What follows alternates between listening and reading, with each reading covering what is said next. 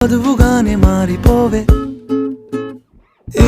క్షణం స్వయం వరం ఇవాళ సంబరం ఈ క్షణం స్వయం వరం ఇవాళ సంవరం వీడుకోలు లేని తోడు అంది స్వాగతం ఈ క్షణం స్వయం వరం ఇవాళ సంబరం